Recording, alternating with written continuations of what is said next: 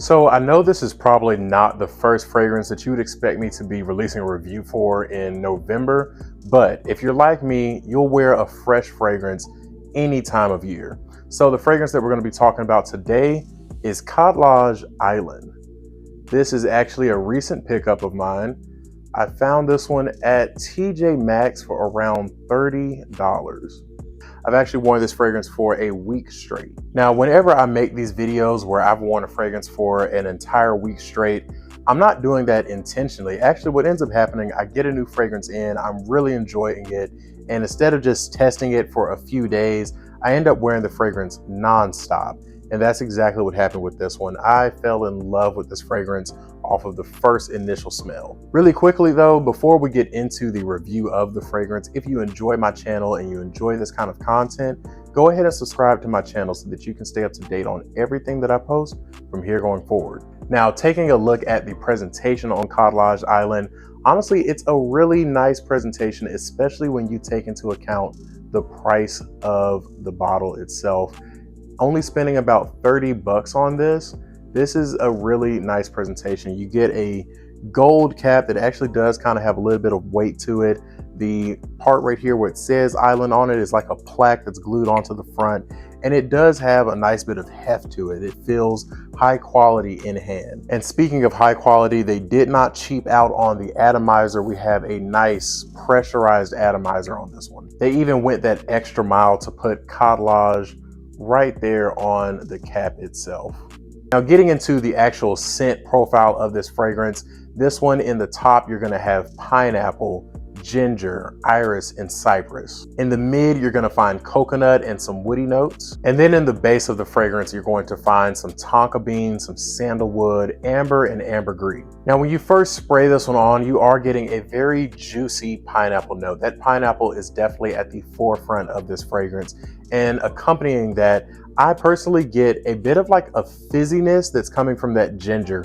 Ginger off of my skin usually comes across as this kind of fizzy soda-like type of an accord, and that's exactly what I'm getting in the initial opening of this fragrance. Now, behind that, you are getting that coconut, and do not be afraid, this is not one of those sunscreen-like coconuts. This comes across a lot more creamy and milky of a coconut fragrance.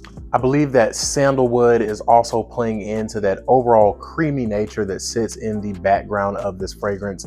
And then you do get some sweetness from that tonka bean and that amber, as well as an overall woody base that allows this one to become a little more masculine as well. Now, they do have ambergris listed as a note in the fragrance, and I do believe it's actually ambroxan. In my opinion, you do get a pretty strong dose of that ambroxan note that sits behind this one as well, which I think is what gives this one a little bit more of that mass appeal and what makes this one as highly complimented as it is. Now, how all of that really comes together is you end up getting a very tropical, almost pina colada-like of a scent that has a bit of a woodiness and ambroxan backbone that really does give it some extra projection, and it also gives it a little edge of masculinity because it makes it feel like a bit more of a traditional men's cologne. Now, once the fragrance really fully dries down, you do lose some of that juiciness from the pineapple, some of that zing from the ginger, and what you end up getting left with is a slightly sweet and woody, slightly powdery scent as well from that iris note. Overall, just in terms of the scent profile itself, this one smells absolutely amazing. If you are a fan of JPG's Le Beau Le Parfum, this one is definitely knocking on the door of that one. So if you're a fan of that and you maybe wanted to save a few coins, you could pick this one up for around $30 and smell nearly the same. As far as when and where I would wear this one, I think that this could be a year-round scent for a lot of people. Even though it does lean more on the fresh side of things, that sweetness and that woodiness that you get in the background of the fragrance really gives it a little more depth, which makes me a lot more likely to reach for it in the cooler months, whether that be the fall or the winter. Personally, I'm not afraid to reach for a fresh fragrance any time of year. I feel like there's never a bad time to smell fresh, and that is definitely the case with this one. So this is one that I'm going to be reaching for every season. Probably the only time I won't be reaching for this is in the high heat of summer. Once we're hitting temperatures, in the 90s and above, this one is just a little bit too sweet for my liking. Because of the sweetness and that tropical nature to it, there's definitely a bit of a casual playfulness to the fragrance. This is not something that I would wear dressed up. I don't think that I would wear this for a date night or anything like that. But for casual wear, I definitely think that this is a perfect fragrance if you wanted to just wear something to go out and have fun, to go run errands.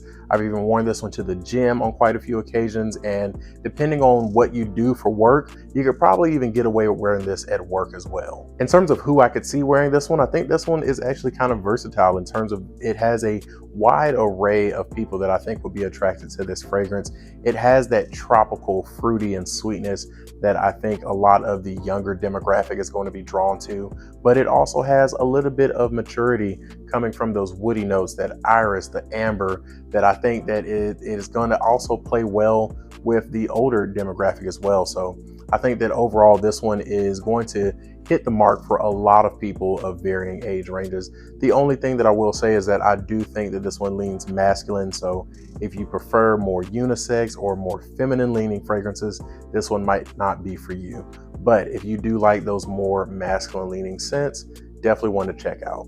Performance on this one is really good. I'm typically getting around 8+ hours with this one. Projection on it is really good. It does leave a really nice sillage, which I think is also playing a factor in why this one is probably going to be fairly highly complimented for a lot of you out there. Now, speaking of the compliment factor on this one, the compliment factor on this one is pretty high. I have gotten a couple of compliments from my girlfriend, and I also have had some compliments at work.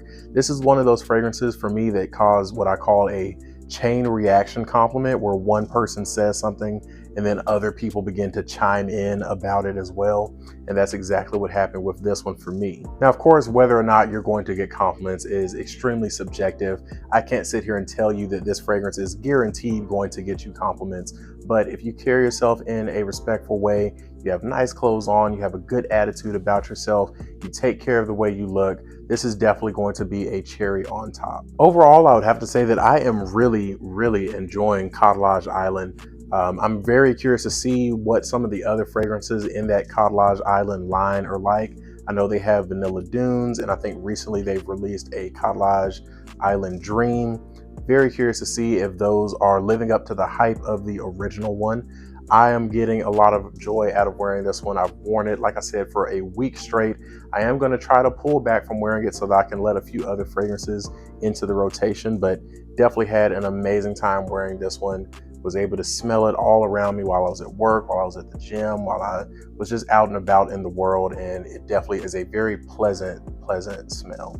But that is going to be it for this review of Khadlaj Island. Let me know in the comments, have you tried this one yet? I'd love to know what your thoughts on the fragrance are. As always, if you made it this far into the video, I'd like to say thank you so much for watching. Don't forget to like, comment, and subscribe. Doing those things go a long way to supporting my channel. And until next time, peace.